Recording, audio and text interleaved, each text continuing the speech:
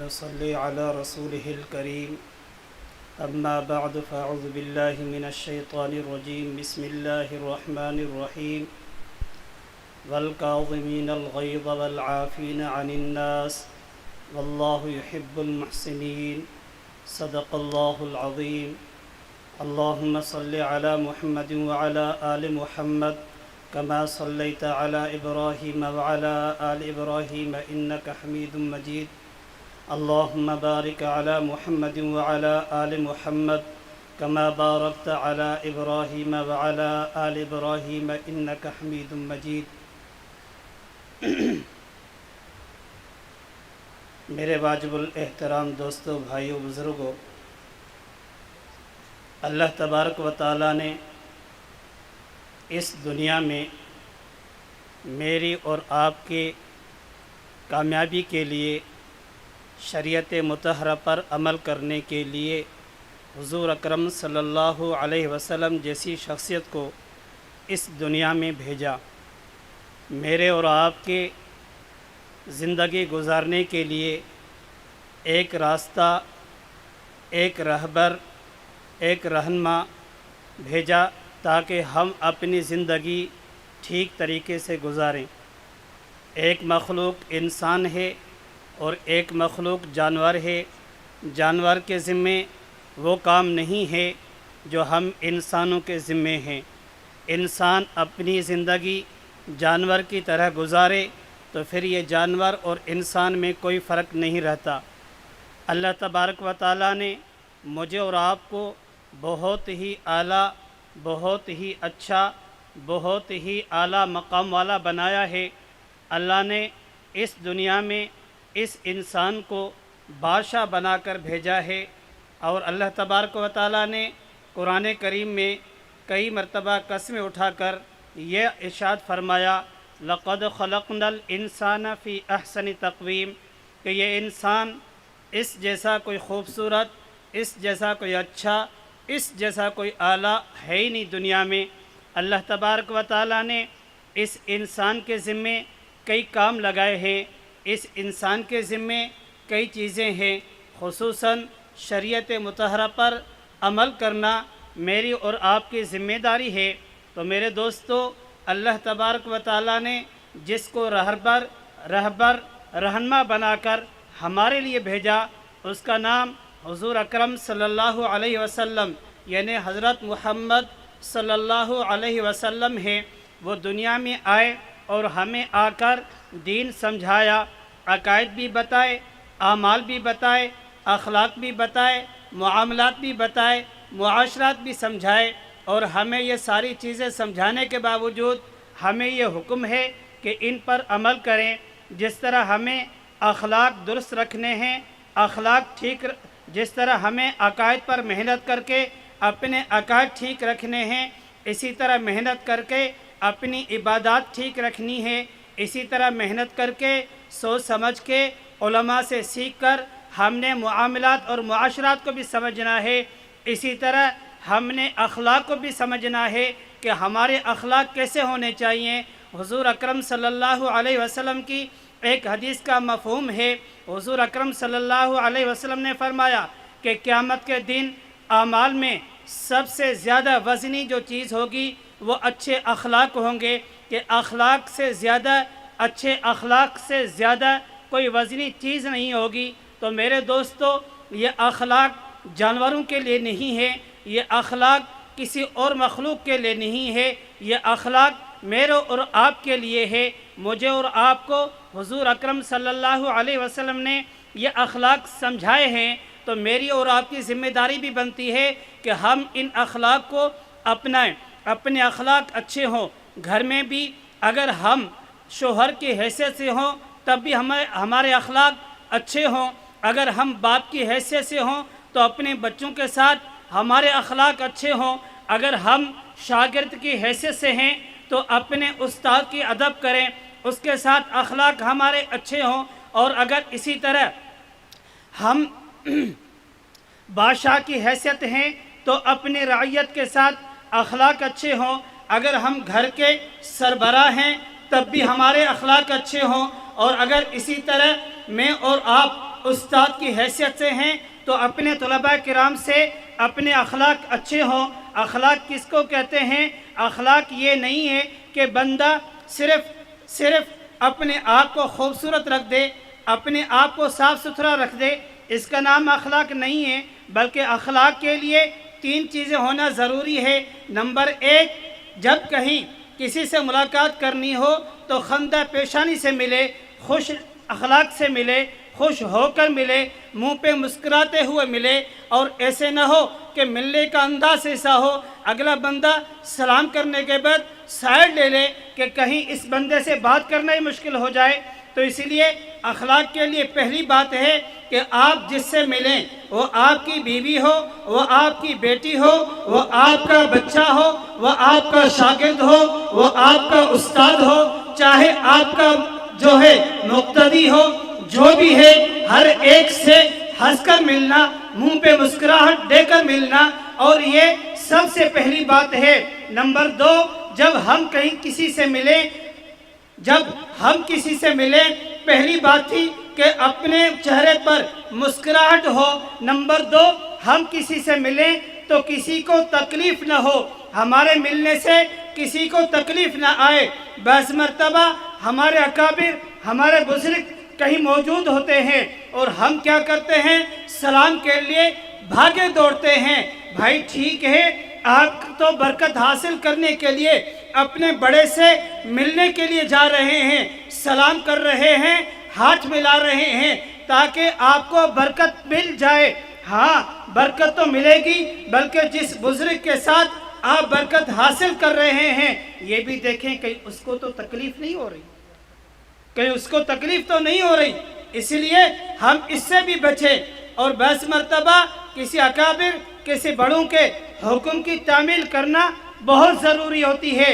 تو میں عرض کر رہا تھا، پہلی بات ہے کہ ہم کبھی کسی سے ملیں تو خوش اخلاق، یعنی چہرے پر مسکراہٹ ہو اور ملنے کا انداز اچھا ہو، وہ چاہے گھر کے اپنی بیوی ہو، بیٹی ہو، بیٹا ہو، کسی سے بھی ملے اپنے اخلاق اچھے رکھیں، اور اسی طرح اپنے عمل سے، اپنے ہاتھ سے، اپنی زبان سے کسی کو تکلیف نہ پہنچے۔ ہمارے حال یہ ہوتے ہیں بس مرتبہ دنیا میں اللہ اکبر حضور اکرم صلی اللہ علیہ وسلم کے لیے آتا ہے کہ آپ علیہ السلام نے پوری زندگی میں کسی صحابی کو، کسی عورت کو، کسی جانور کو، کسی کو کبھی مارا تک نہیں۔ اور اللہ اکبر، ایک صحابی خادم ہیں، فرماتے ہیں کہ مجھے یاد نہیں کبھی حضور نے ہمیں ڈانٹا بھی ہو۔ تو میرے دوست، آپ حضور اکرم صلی اللہ علیہ وسلم کی زندگی کا مطالعہ کریں تو کتنے واقعات ہمیں ملتے ہیں۔ کبھی حضور نے جو شریعت کے خلاف چیز ہوتی ہے حضور نے تو غصہ ضرور فرمایا، جو شریعت کے خلاف چیز ہو حضور اکرم صلی اللہ علیہ وسلم کا چہرہ مبارک سرخ ہو جاتا تھا، ورنہ کوئی ایسی بات چھوٹی موٹی ہو جاتی تو آپ علیہ السلام غصہ نہیں فرماتے، ان کو ڈانٹتے نہیں تھے، غصہ تو آ جب ڈانٹتے نہیں تھے، ان کو بے عزت نہیں کرتے تھے۔ تو اسی لیے ہماری اور آپ کی کامیابی کے لیے یہ بہت ضروری ہے کہ ہمارے اخلاق اچھے ہوں، چاہے ہمارے اخلاق انسانوں کے ساتھ ہو، چاہے جانوروں کے ساتھ ہو۔ ہمارے گھروں میں جانور پالے ہوتے ہیں، ہم ان کو بھی گالی سے بچائیں، ان کو بھی گالی نہ دیں، ان کا بھی خیال کریں۔ اسی طرح اگر ہمارے گھر کے اندر ہمارے بچے ہیں، ان کے اخلاق بھی ٹھیک ہوں، اور یہ اخلاق میری اور آپ کی ذمہ داری ہے، میری اور آپ کی ذمہ داری ہے۔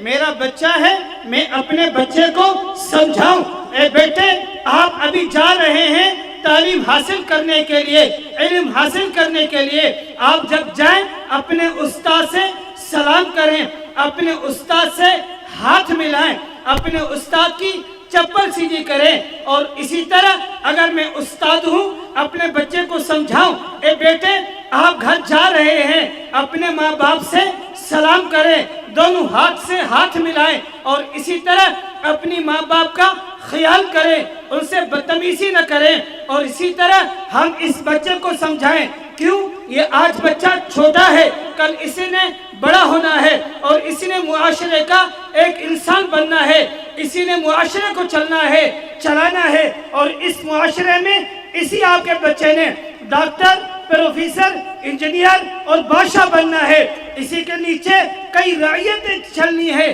تو آپ اپنے بچے کو یہ اخلاق سکھائیں کہ آپ نے کسی کے ساتھ بدتمیزی نہیں کرنی، کسی کے ساتھ غلط الفاظ استعمال نہیں کرنے، اور کسی کے ساتھ گالی نہیں دینی، اور کسی بچہ ہو کسی بچے کے ساتھ گالی نہیں دینی، اگر کوئی بات ہو جائے تو ایک دوسرے کو معاف کرنا ہے۔ وَالْقَاظِمِينَ الْغَيْظَ وَالْعَافِينَ عَنِ النَّاسِ، ان کے ساتھ حسن اخلاق کا عظیم جو درجہ ہے، صرف معاف نہیں بلکہ ان پر احسان بھی کر دینا ہے، ان پر احسان بھی کر دینا ہے۔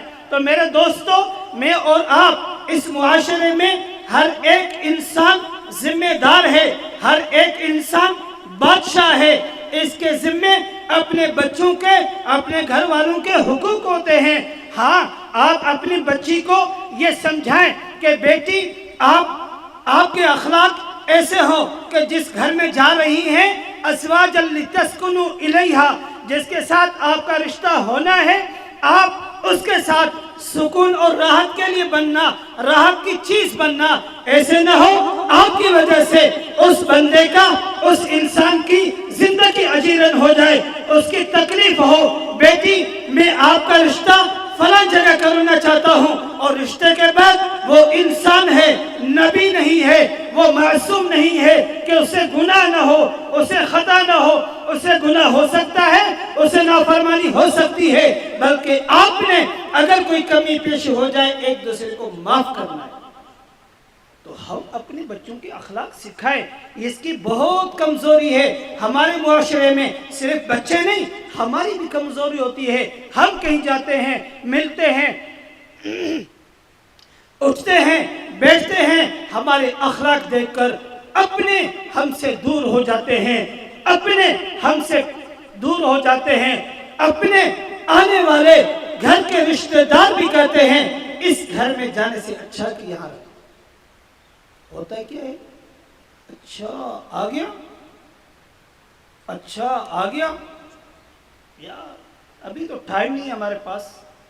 نہیں، اپنے محسنوں کے ساتھ، اپنے رشتہ داروں کے ساتھ آپ کے اخلاق ایسے ہوں، وقت نکال کر ان کو بلائیں، ان سے اچھے اخلاق ہوں، ان کو ہنس مکھ کر ان سے گپ شپ کریں، ان کی خدمت کریں، ان کو بتائیں۔ اچھا، اسی طرح اپنے گھر میں آنے والے رشتہ دار، اپنے گھر میں آنے والے مہمان کے لیے اپنے بچوں کے بھی سمجھایا کریں، بیٹے آج آنے والا ہمارا مرشد ہے، آج آنے والا ہمارا استاد ہے، اسی طرح آج آنے والا ہمارا فلاں شخص، فلاں رشتہ دار ہے، جب آئے آپ نے پانی پیش کرنا ہے۔ اللہ اکبر! مجھے ایک چھوٹا سا قصہ یاد آ گیا۔ ہمارے مکتب کا ایک چھوٹا سا بچہ کہیں چلا گیا، وہاں پر بہت سے لوگ بیٹھے تھے، میں آپ کو بتا رہا تھا کہ اپنے بچوں کو یہ باتیں سمجھایا کریں۔ تو وہ بچہ گیا، وہاں پر بہت سے لوگ بیٹھے ہوئے تھے، ان کے بیٹھے ہوئے سب لوگوں کے ساتھ اس بچے نے سب کے ساتھ سلام کیا۔ سلام نہیں، ہاتھ ملایا، ایک ہاتھ سے نہیں، دونوں ہاتھ سے سلام کیا۔ صرف سلام نہیں، ہر ایک ہاتھ پر اس بچے نے، چھوٹا سا بچہ تھا ہمارے پاس پڑھتا تھا، چمی دی۔ صرف یہ کام کیا۔ اتنے لوگ متاثر ہوئے، اتنے متاثر ہوئے، آپس میں باتیں کر رہے تھے۔ اچھا، وہ والد صاحب وہاں ان کے موجود تھے، کہہ رہے تھے لگتا ہے اس کو اخلاق اس کی امی نے سکھایا ہے، لگتا ہے اس کو اخلاق کوئی کہتا ہے اس کے ابے نے سکھایا ہے، کوئی کہتا ہے اس کے ابو نے نہیں، اس کے استاد نے سکھایا ہوگا۔ آخر معلوم ہونے کے بعد پتہ چلا یہ ایک مکتب میں پڑھتا ہے، وہ مکتب امام اعظم ابو حنیفہ رحمۃ اللہ علیہ، جو استاد محترم متکلم اسلام کی زیر سرپرستی میں ان کی دعائیں، ان کے فیض کی وجہ سے چلتا ہے۔ الحمدللہ اس بچے کے سلام کی وجہ سے ایک اور مدرسے کا وجود قائم ہوا، صرف اتنا سکھانے سے۔ تو میرے دوستو، آپ اور ہم آج یہ عزم کریں، اپنے بچوں کو اچھے اخلاق سکھائیں گے، اپنے بچوں کو، اپنے بچیوں کو توجہ کریں۔ ہماری بچیاں بڑی ہو جانے کے بعد ان کو کوئی ادب اخلاق کا پتہ نہیں چلتا، کہیں شادی ہو جائے تب بھی مسائل. ہم نے اپنے بچوں کو اخلاق نہیں سمجھاتے, ان کو یہ باتیں نہیں سمجھاتے, جس کی وجہ سے ہمارے بچے بڑے ہو جائیں. بڑے ہونے کے بعد جب شادی کے لائق ہوتے ہیں, آنے والی دلہن ان کی زندگی اجنبی بن جاتی ہے, ان کا خیال نہیں کرتے, ان کو سمجھاتے نہیں ہیں, بلکہ ان کے ساتھ بد اخلاقی سے, ان کے ساتھ غلط زبانی سے, ان کے ساتھ غلط القابات سے ان کو پکارتے ہیں, جس کی وجہ سے گھروں کی گھر تباہ ہو جاتے ہیں. اور یہ ہمارے گھروں کی لڑائیاں اتنی نقصان دہ ہوتی ہیں, اتنی نقصان کار ہوتی ہے کہ ان لڑائیوں کی وجہ سے ہمارے بچوں پر اثر پڑتا ہے, اور جس کی وجہ سے ہمارے بچوں میں گناہوں اور نافرمانی کی عادت بڑھ جاتی ہے. وہ بھی کہتے ہیں چھوڑو, ہمارے ابو امی کی طبیعت ایسی ہے تو ہماری بھی ایسی ہونی چاہیے. اسی لیے میرے دوستو, میری آپ سے گزارش ہے کہ اپنے بچوں پہ توجہ دیں. ہم اپنے اخلاق بھی ٹھیک کریں, اپنے بچوں کے اخلاق بھی ٹھیک کریں. آپ کو دیکھ کر, مجھے دیکھ کر میرا بیٹا اثر پکڑتا ہے, آپ کو دیکھ کر, مجھے دیکھ کر میری بیٹی اثر پکڑے گی. میرا ابا رات کو اٹھتا ہے کہ نہیں, میرے امی رات کو اٹھتی ہے کہ نہیں, میرے ابے کے ملنے کا انداز کیا ہے, میرے ابے کا کھانے کا انداز کیا ہے, میرے والد کے, میری والدہ کے مہمانوں کے ساتھ انداز کیسا ہے. وہی بچی جو آپ کے گھر میں رہتی ہے, جو آپ کے پرورش میں ہوتی ہے, یہی بچی دیکھتی ہے کہ میری امی, میرے ابو آنے والی دلہن کے ساتھ کیسا برتاؤ کرتے ہیں. وہی بچی جب آگے جا کر ساس بنتی ہے, وہی بھی اثر لے کر آپ کا وہی گھر تباہ کرتی ہے. تو میرے دوستو, حضور اکرم صلی اللہ علیہ وسلم کی زندگی سے ہمیں جو سبق ملتا ہے وہ یہی ملتا ہے کہ میں اور آپ اپنی زندگی بھی نظر ڈورائیں.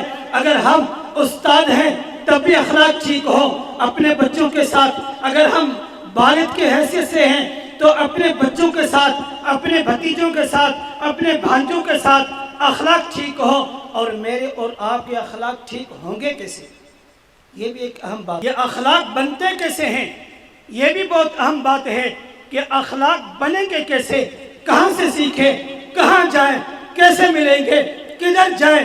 ہر بندہ پریشان ہوتا ہے, کہتا ہے سائیں بہت کوشش کرتے ہیں, بچوں کی تربیت نہیں ہوتی, سائیں بہت کوشش کرتے ہیں, اعمال میں دل نہیں لگتا, سائیں بہت کوشش کرتے ہیں, شریعت پہ عمل کرنا مشکل ہو جاتا ہے. میرے دوست, یہ مشکل اسی لیے ہے کہ میں اور آپ چھڑواگ ہیں, میں اور آپ آزاد ہیں, میں اور آپ کسی کے سرپرستی میں نہیں ہیں, میں اور آپ اپنی زندگی آزادی گزارتے ہیں, جس کی وجہ سے یہ مسائل پیش آتے ہیں. اسی لیے بہترین طریقہ, اچھا طریقہ جو ہمارے اکابر سے, حضور اکرم صلی اللہ علیہ وسلم سے زندگی سے لے کر آج تک جتنے اکابر گزرے ہیں ان کی زندگی میں یہی ملتا ہے کہ آپ ایک اپنا رہبر بنا دیں, آپ ایک اپنا پیر و مرشد بنا دیں, اس کی بات پر, اس کے ہاتھ پر اپنا ہاتھ دے کر اپنی زندگی گزارنا شروع کر دیں. پھر دیکھنا کہ آپ کی زندگی میں مزہ کتنا آتا ہے, پھر آپ کو زندگی گزارنے میں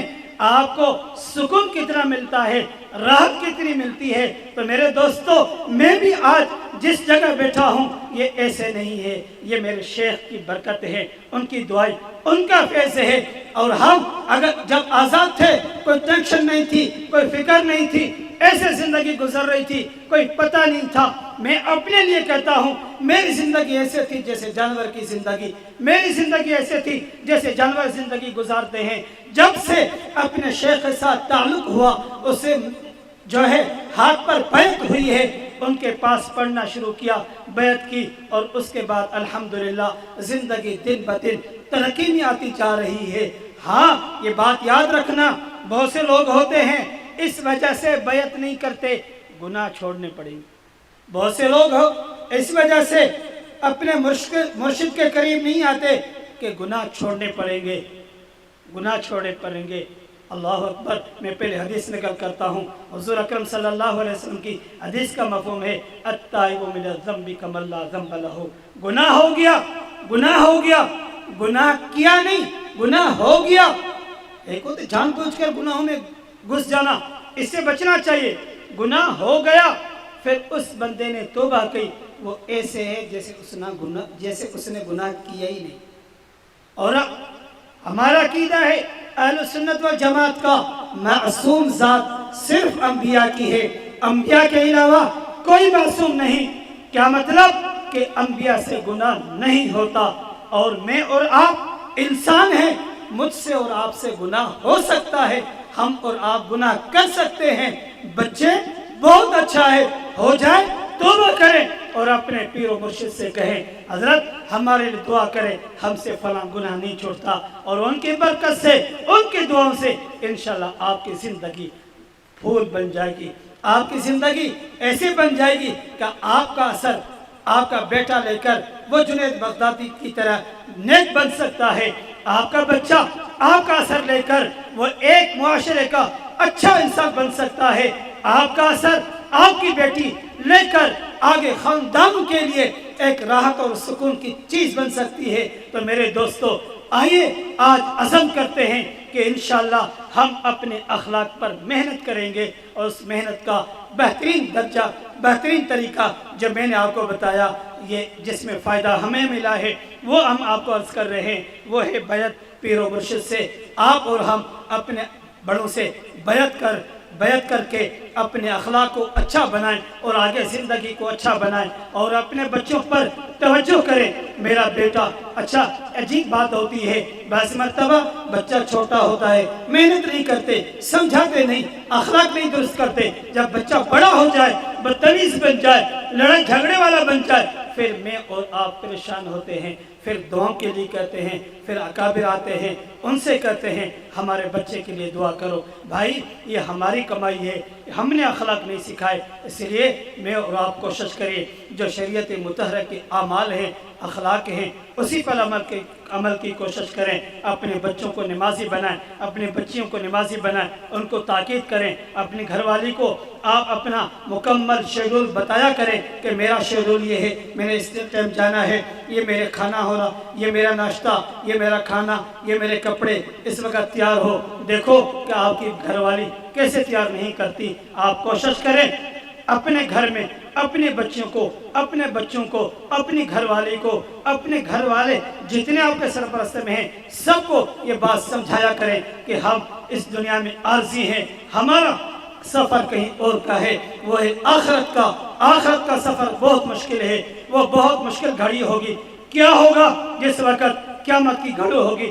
ہم اور آپ قیامت کے وقت میں جب ہم اور آپ پریشان ہوں گے، پسینے میں شرابور ہوں گے، وہ صراط سے گزرنا ہوگا، حضور اکرم صلی اللہ علیہ وسلم کی سفارش ہوگی، سفارش کی وجہ سے میں اور آپ منتصر ہوں گے، وہ بہت بڑی ایک ہمارا سہارا ہوگا۔ اس سہارے کے لیے میرے اور آپ کے اخلاق اچھے ہوں گے تو میں اور آپ حضور کے قریب ہوں گے۔ ہم اگر ہمارے اخلاق بھی اچھے نہیں ہوں گے تو وہاں شفاعت سے بھی محروم رہیں گے۔ میری دعا ہے اللہ تبارک و تعالی مجھے اور آپ کو آخرت کے عذاب سے بچائے، اور ہم سب کو اپنے اخلاق کو ٹھیک کرنے کی توفیق عطا فرمائے، اور استاد محترم کی زندگی میں اللہ تعالیٰ برکت عطا فرمائے، اور استاد محترم کے اس گلشن کو اللہ تبارک و تعالیٰ قیامت تک آباد فرمائے، اور اس کا فیض پوری دنیا میں عام فرمائے۔ جزاک اللہ خیر و احسن الجزا، وآخر دعوانا الحمدللہ۔